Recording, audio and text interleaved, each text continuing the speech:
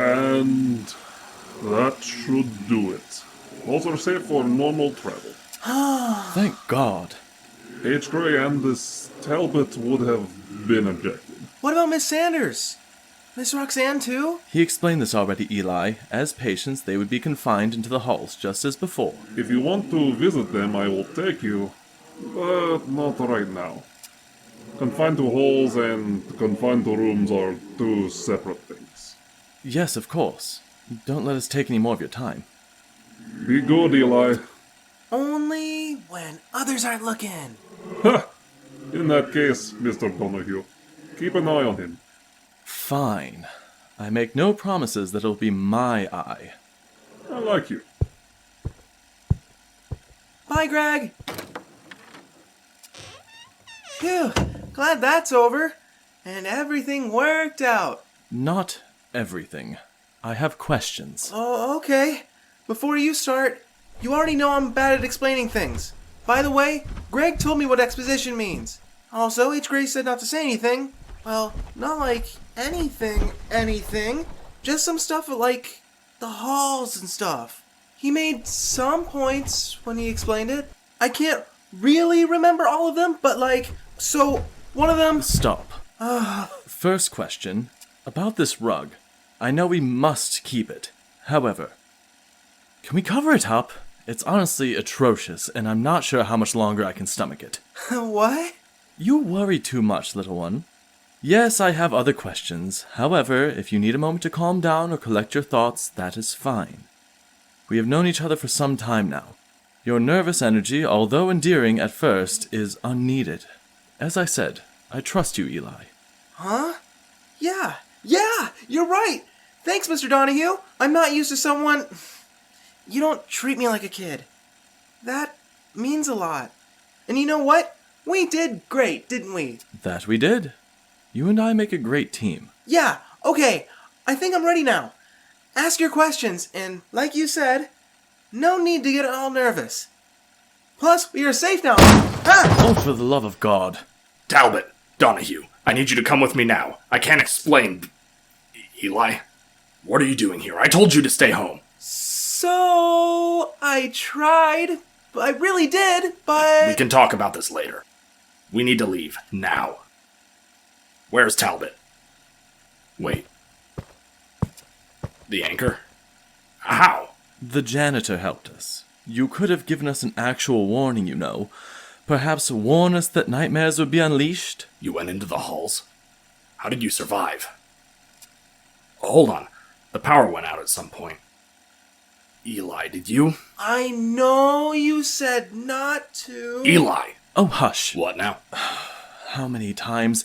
I grew up in the city. I know all about Super Eli. I actually think I'm gonna go with Spark Mode. Fine, whatever. Point is, if Eli had listened to whatever advice you gave him, I would be dead. He saved my life. So, can we please drop this charade? I'm sorry. I didn't know. Talbot, is he... He's fine. At least according to that Greg fellow. I am not fine. Charles. How much of that did you hear? Something about a charade. I wasn't really listening. Now is not the time, Mr. Gray. H. Gray. Charles, you're bleeding. Please, sit. Here, use this chair. We're going to throw it out anyway. I'm fine. It looks worse than it is. Not the point. We have to leave. I was stabbed by some intruder. Here, let me patch you up. Bandages? Why do you... I get injured a lot. Take off the shirt. Was it just the shoulder? What? I'm not good. Hold on. We have intruders. Shouldn't we... Intruders? Ah, right. Security took care of the problem. Let me dress your wound. Fine. These intruders, what did they look like, Charles? I think I know. I've been hallucinating. I'm sorry. What? 2 of them, maybe more. Some tall guy and a skinny guy with a knife. They've been chasing me for, I don't know how long.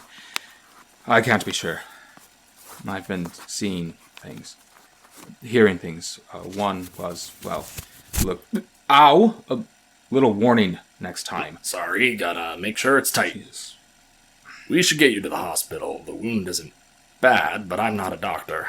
Plus, if you're seeing things, might as well get that checked out too. What? No, I'm sorry, but just no. You think you have been seeing things, Charles? What about us? Giant insect creatures, Juliet Sanders and her ghost thing? Juliet? Not now. Yeah, a gas leak, or maybe the intruders used some sort of aerosol that... Nope. That's it. Let's all just calm down. We don't have time for this. We don't have time for... Charles, you have got to be the most stubborn man I have ever met. I get this is hard to wrap your head around, but how can you be so dense? Excuse me? Yes, very intimidating, Charles. Set your ego aside for just a moment. I normally find your naive, stubborn nature quite charming. Naive? I did not just spend the last, 2, 3 hours running for my life just so you can be... you.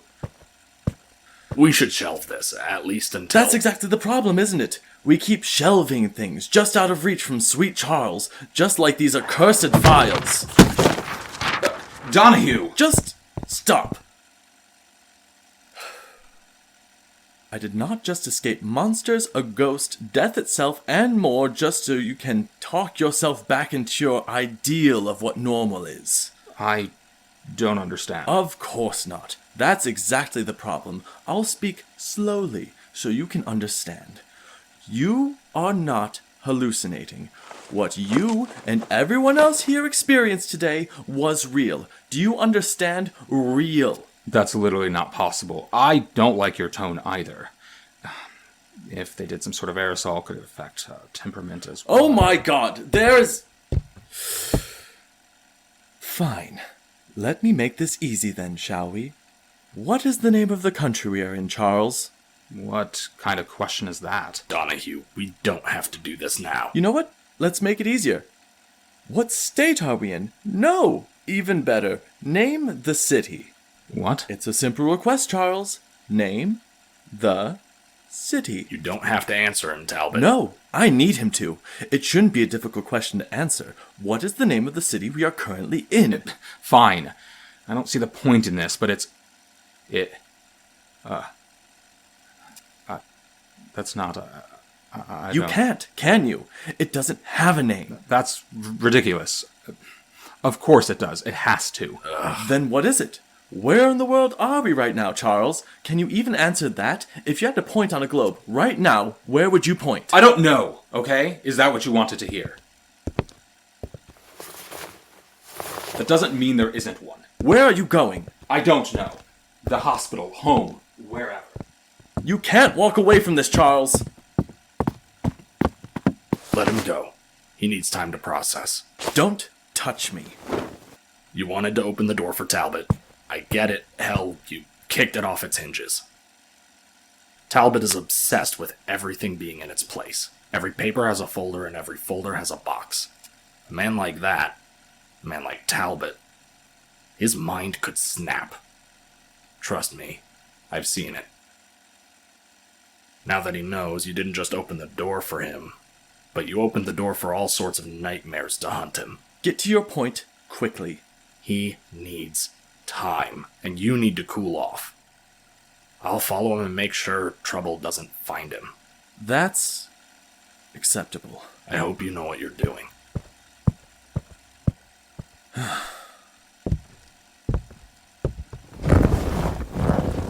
So do I.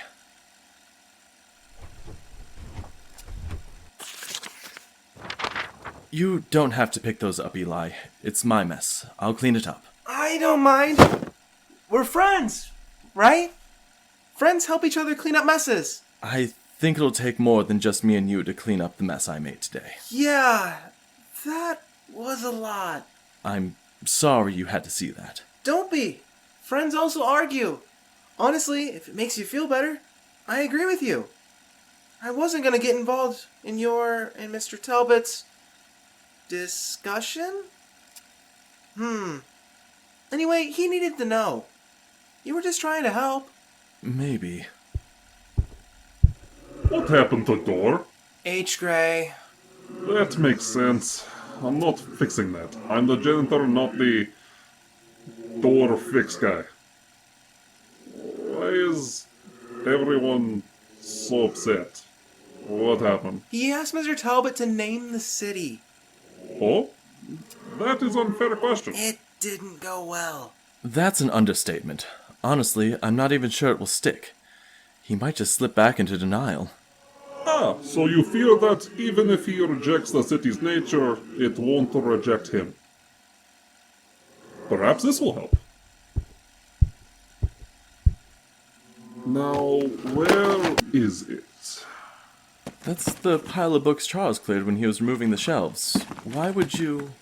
Wait. Ah, here we are.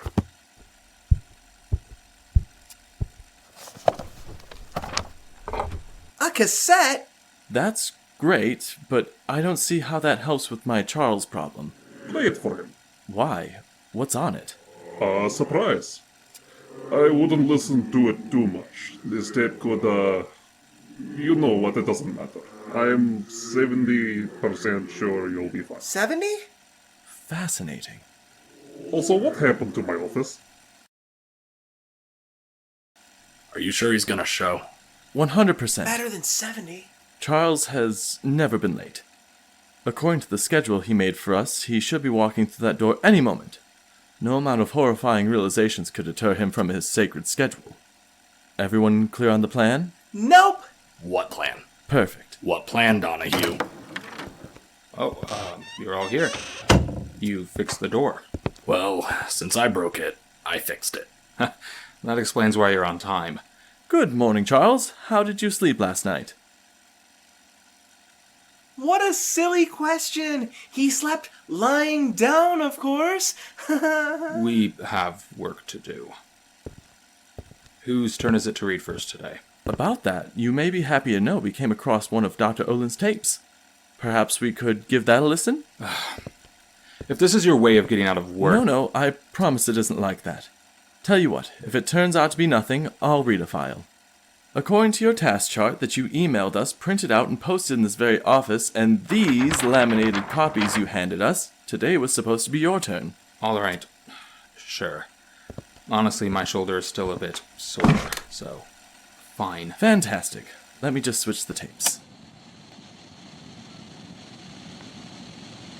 You're quick on that record button, aren't you? Let it be noted that I am with subject number 45371B, a Class X category EC. We are in my office. It is currently late. Oh, what's wrong, Doctor? Afraid of the dark?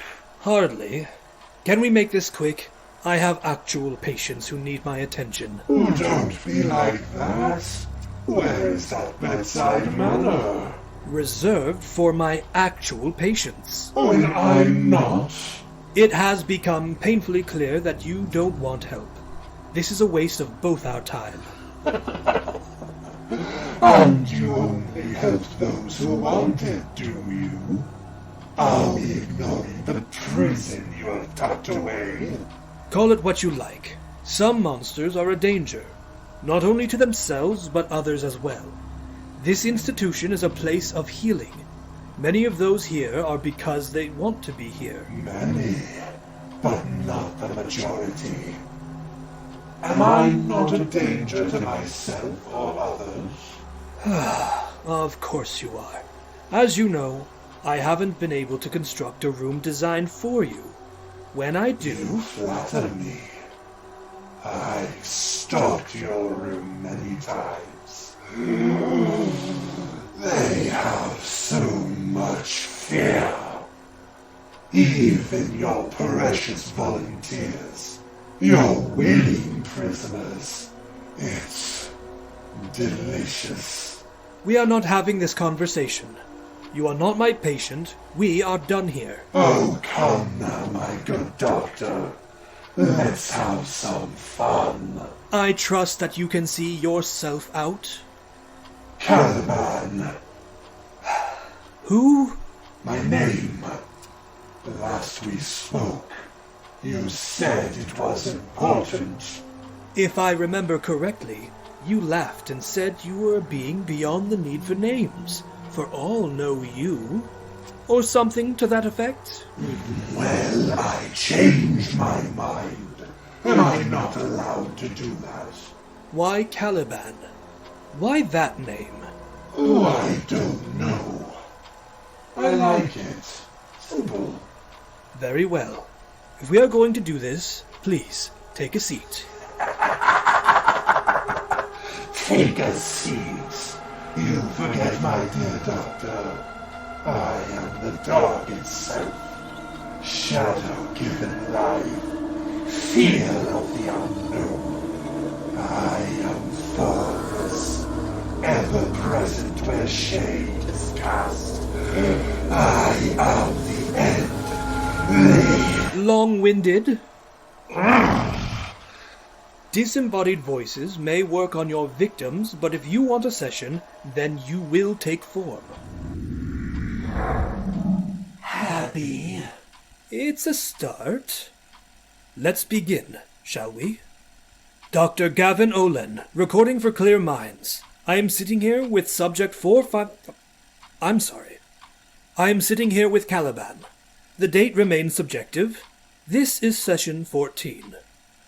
Last session, we talked about the importance of identity, correct? Identity is for mortals. I am the embodiment of darkness. I feed on fear.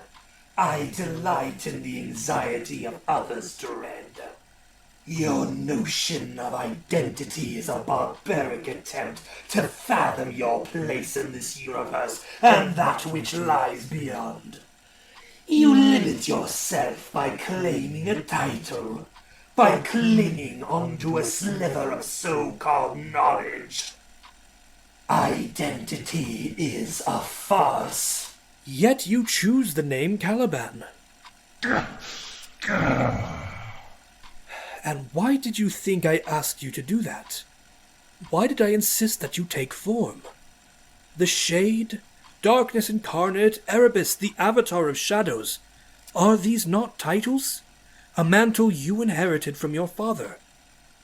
True, the fear of the unknown and dangers that therein lie have always existed. However, you have not. From a relative standpoint, this is new to you. By your kind standards, you're young. I have been around for millennia. I am not young. If I remember correctly, you said that your father ruled the realm of the dark for... I didn't come here to talk about my father, you sniveling, weak-minded, fleshy mortal. Why did you come here today? Let's start with your most recent victim. What happened? Ha! Now we're getting to the fun part of our little sessions. Feel free to shudder with fear, Doctor. I'll keep that in mind. I am what all living things fear in the dark. I hide and lurk in every shadow. My methods of hunting my prey are wide and varied, limited only by the imagination of my victims. To some, I am a figure always just in the corner of their eyes. To others, I am the wailing and growling in the walls. I am a monster under the bed, the demon in the mirror. I cannot be stopped. I cannot be contained. All of creation is my hunting ground. All are my food. I have tormented, tortured, and killed so many times. And in so many ways, I have loved every second of it.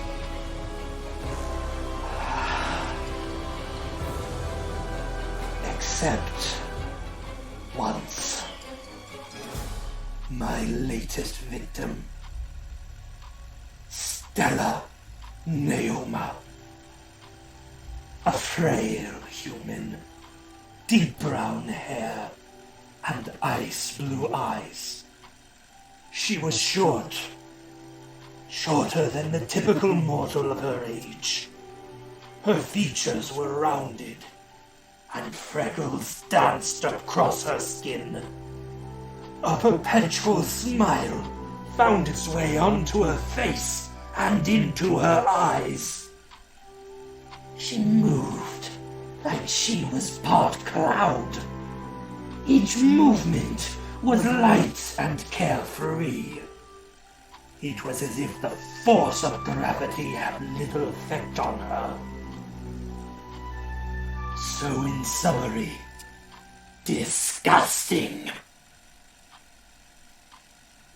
As you know, with all of my victims, I take my time. I stay just out of sight and out of mind.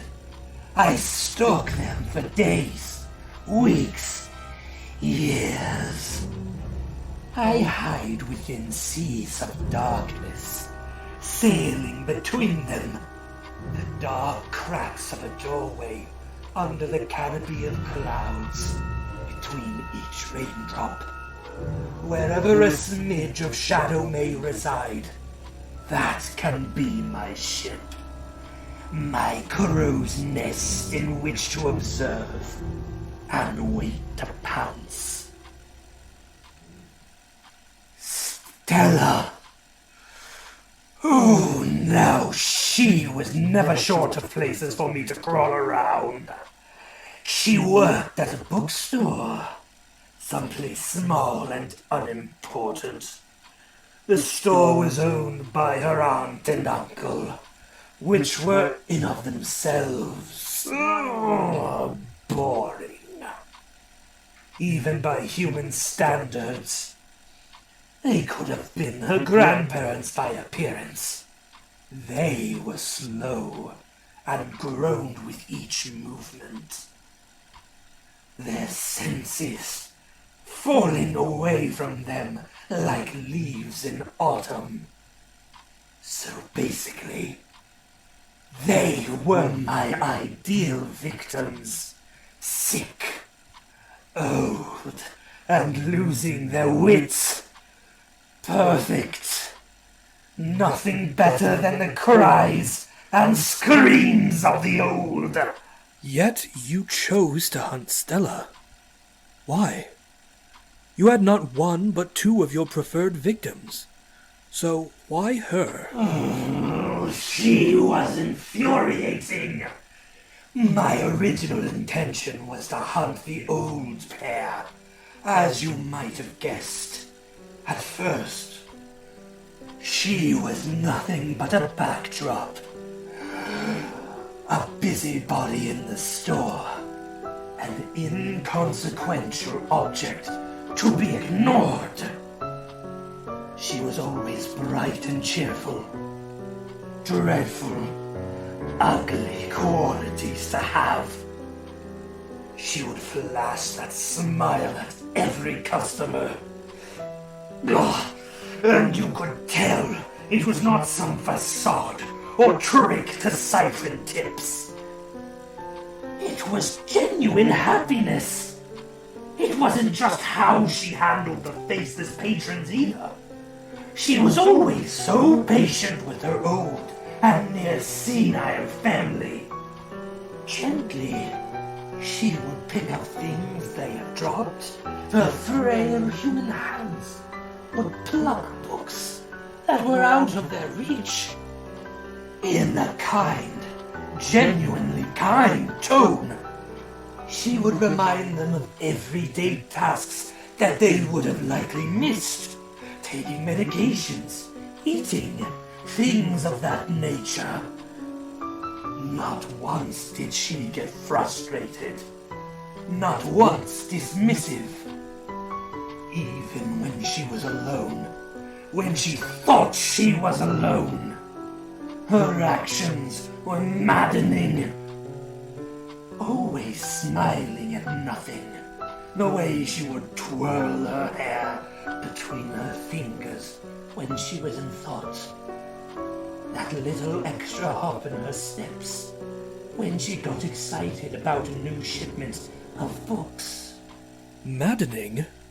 Are you sure? What else would it be? I tried to push her from my thoughts as I stalked through the old and near-rotting building. Her aunt and uncle lived above the little bookstore, but Stella did not. When the shop closed for the day, I was finally able to rid myself of her distractions. At first, it was like any other hunt. I started slow. An odd creak of the wood here, a moved object there. I would knock a book off a shelf and replace it before they came hobbling down. I would watch as they searched for whatever loud thump woke them from their slumber and never find it. Then they would lay awake, unable to get any proper rest. I made sure of that. You've walked me through your process plenty of times. You're stalling, Caliban. Tell me about Stella. As I hunted, slowly magnifying the old human's fear, I began to lose interest. Each night, as it is often wont to do, day would arrive. Each day, she would skip into work and become more distracting. How? I'm not sure exactly. Perhaps she is some sort of witch. Her actions remain the same, predictable and routine. Her presence, however, she was like a beacon. The warm light cut through my work, my hunt. So I switched my prey. She could not be allowed to have such slights against me. After she closed shop, instead of returning to my little game, I followed her home. Her house was nearly as disgusting as she was. It was a small home, a hovel, really. It was filled with plants that she gave tender attention to. She wasn't a messy human by any standard, but she wasn't exactly neat and organized. An odd dress slung over and on the couch, a few dirty and rinsed dishes at the bottom of her sink, stacks of books creating small mountains by a bay window, a tea kettle left out because it was used often. The whole sight was Sweet? Endearing? No! I struggle to find a word, but it certainly isn't either of those. Whatever feeling I get from the mere memory is... this is vexing. Sometimes emotions are complex. Stop trying to find a singular word for it. Describe how you feel. If I had a chest, it would feel like that thing you humans call a heart. It would be fluttering, like it is trying to burst from my very being. Each memory of her and things connected to her makes me feel lighter. My thoughts are in a daze, but there is something else there too. A pain. A sharp but dull pain. Like how I would imagine a knife feels as it's being twisted. I am sure that witch put some sort of curse on me.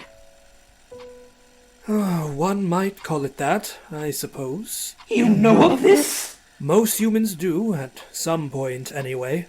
Tell me, how to rid myself of it? What dark ritual must be performed to lift such a thing? Tell me, Doctor! The methods are different per individual. First, tell me more. What happened next? Oh, exactly what you would expect. I began my hunt. Each night, when darkness was at its pinnacle, I started the work, slowly building her fear. At first, small acts that would be written off as a mere coincidence. I began to escalate. A tea kettle going off in the middle of the night. A chair sliding across the floor as her attention was deep into some book. A door slamming shut in her face moments before she attempted to enter. Once, I got her to run from her very home. The very place she should have felt safe. That didn't have the usual sadistic tone. It's the damned curse! Even then, I felt it. Each action I did swelled her anxiety, and with it, so was this pain, this... Regret? Perhaps. I knew I would have to accelerate my process. I wanted this regret to end. So, as is often done, I waited until she inevitably came back.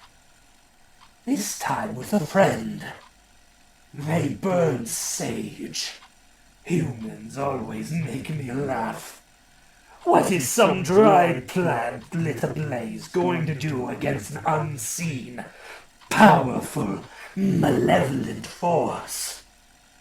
That said, I played the part to perfection. I pretended to go away. I let her claim a small part of her life back. Just before her anxiety diminished to nothing, I began again. This time, more aggressive. Paintings fell, lights switched on and off, flies coalesced, and her plants began to wither and die. She called a priest. Pointless. That time, I forewent the usual pattern. Why? After the priest, I pretended to go away. Not even a few days passed when she invited company over. A male of her species. Tall and muscular. She hung off his arm, and he spoke softly to her, reassuring her that I was gone. He even claimed that if I wasn't, he would protect her. The absolute nerve! Him! What was this feeble little mammal going to do? They sat at the edge of her bed. Stella bought his lies. Foolish, damn girl, like all of humanity. Her eyes were red and wet. The cloud-like movements of hers were absent. Her clothes were rumpled. Her hair was frayed and unkempt. Even in this state, that fragile state, she smiled and pressed her lips onto his. I acted. A rage like none I've ever felt rose inside of me.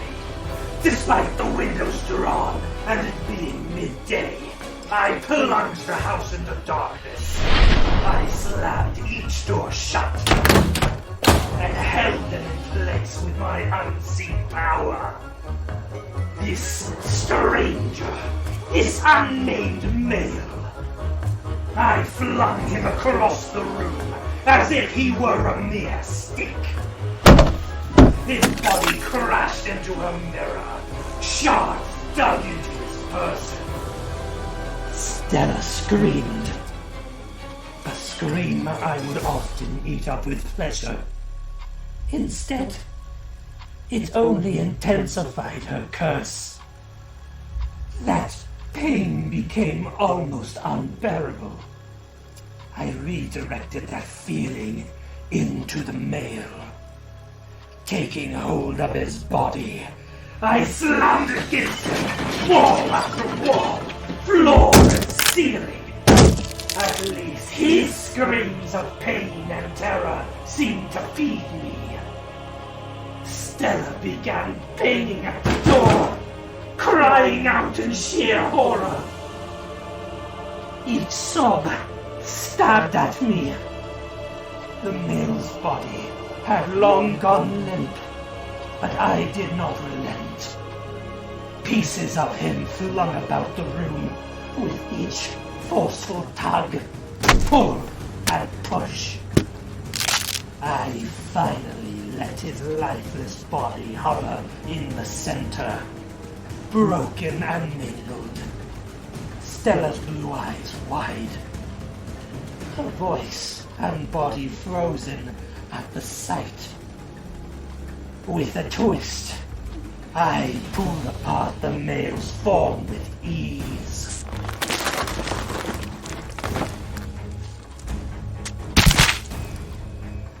Splatting the room with his insides. This stirred Stella back into action as she pulled at the door. I let her open it.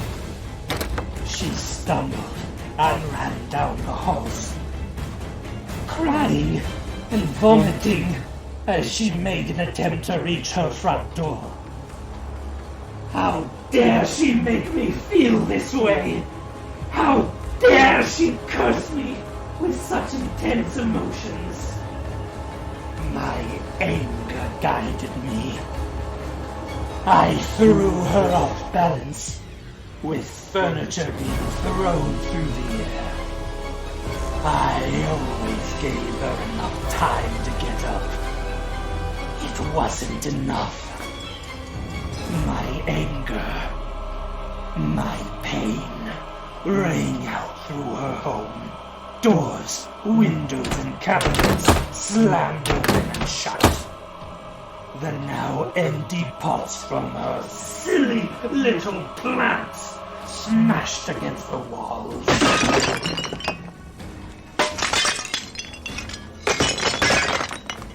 She reached her front door. I held it shut. It was time to end it. I knew that, but I hesitated. Her curse made me take pause. I wrestled with myself. As I did, all my actions, except holding the door closed, came to a halt.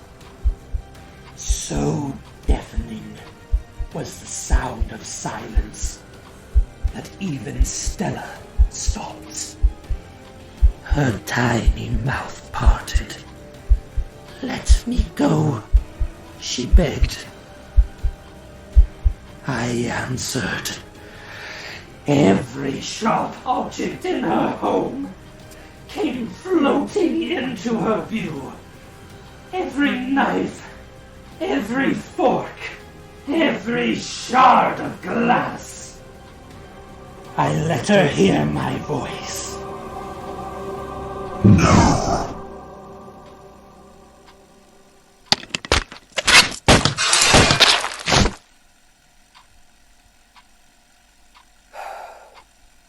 I see. That was 2 years ago, from my perspective. And I haven't been able to eat since. So, Doctor, tell me how to lift this curse. The first step is knowledge. You need to know the name of the curse you suffer from. Speak its unholy name. Love. Read the flies. More specifically, grief. I believe you fell in love with Stella And now... You know nothing. This was a mistake. Wait! Your name, Caliban. Do you know what it means? Dark. That is one meaning, yes. It has another. Son of the witch Sycorax. Explain your point quickly. He is a character in a story. At first, he appears to be a bad person. He plots to murder someone named Prospero. A dark murder. A suitable name. Perhaps more than you know. You see, Caliban in the story, he is also a poor judge of character. But in some ways, he's also innocent and almost childlike. He doesn't know any better. He was the island's only original inhabitant. He didn't even know how to speak until he met Prospero and Miranda. Miranda? It's not important right now. Caliban was driven solely by his emotions and his physical needs. He didn't think through the consequences of his actions. One could argue that he couldn't. He lacked the ability to do so. I fail to see how this connects to me. Grief. Your curse. It's like a language. Caliban, let me help. Let me show you another way. Fine. But should you fail, much like this Caliban of your story, I will kill you. I accept. But for now, I'm afraid that we must call it here. It is late, and I have an 11-year-old boy at home. If I would guess, his babysitter is eager to be done for the night. Session 14, end. Recording, end. I don't... What? Oh, and what's this? A photo? How interesting. Look, Charles, what do you make of this? This... It can't... I can't do this. I'm done. Ah, damn it, Donahue. This is too soon. Talbot, wait. Wait, I don't get it. Why did you show him? Look for yourself. It's just a Polaroid picture. I used to play with Dad's camera all the time. Wait, is that Caliban? It has subject 45371B Session 2 written on the bottom. Let's go ahead and edit that.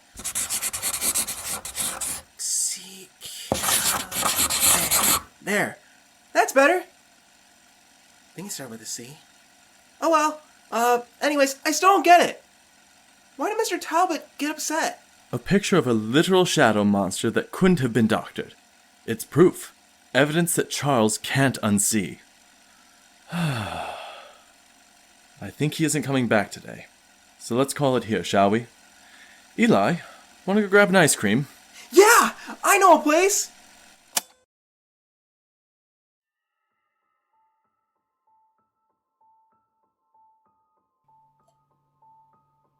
This episode is a product of Dark Papers Entertainment. It was written by Christopher George. Script editing done by Dalton Lewis. Charles Talbot was played by Christopher George. Lucian Donahue was played by Dakota Hamlin. Greg was played by Kevin Linsinski. H. Gray was played by Michael Williams. Eli was played by Dalton Lewis. Dr. Olen was played by Peter O'Keefe.